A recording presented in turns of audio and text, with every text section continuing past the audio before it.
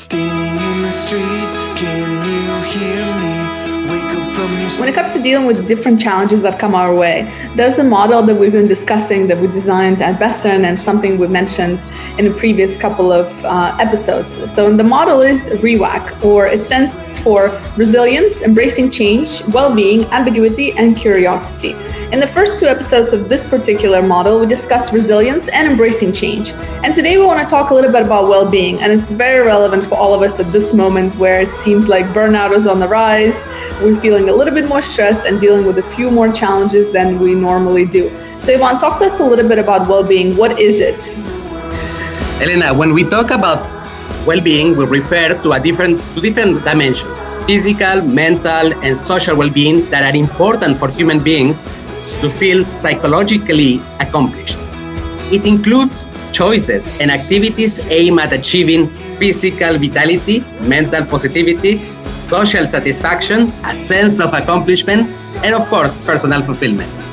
There are 6 factors from a psychological standpoint which are key for well-being.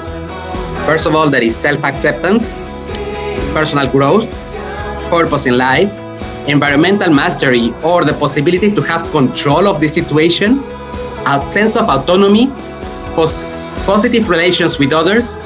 All of these factors are correlated in our brain with the production of fear chemicals that produce stress, anxiety, and often depression as we don't fulfill our lives. And in fact, in 2013, Huffington Post actually published something that's even relevant for us today. And it stated that to survive the expansion and exponential growth of the age that we live in, we can and must adopt new strategies to help us change ourselves, our habits, our working conditions, and ultimately the stressed out world that causes us to be this way. And I think it cannot be even more relevant to what is happening around us today. So I would like to just suggest 3 tips for us to manage our well-being in these challenging times and anytime you're sort of unsure of what's next. So number 1 is just maintaining healthy mind and body. And I know we hear this quite often and across board, but really this is the base for it all, Ivan. Like just taking a moment and recognizing how you're feeling, taking some time for whatever works for you, taking meditation, maybe it's journaling, maybe it's going to yoga, whatever works for you. It doesn't need to be anything that works for other people. Just find out what activity works for you. Stay active, because we know that when we're active, when we do physical activity, a lot of really good hormones get released in our bodies and our brains, right? So this is very important. Another thing you can do is also reduce your stress and counteract stress by adopting healthy habits.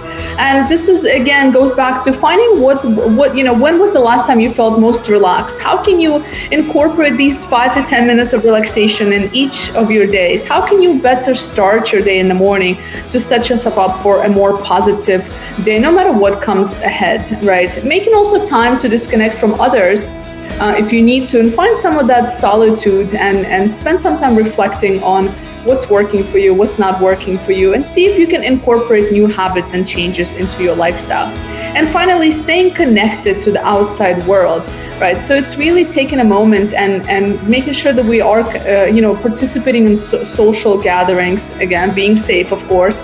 And it can be even online, so it doesn't need to be in these big group gatherings at this time, right? It could be remote, or just picking up the phone, having a chat with a friend or a loved one.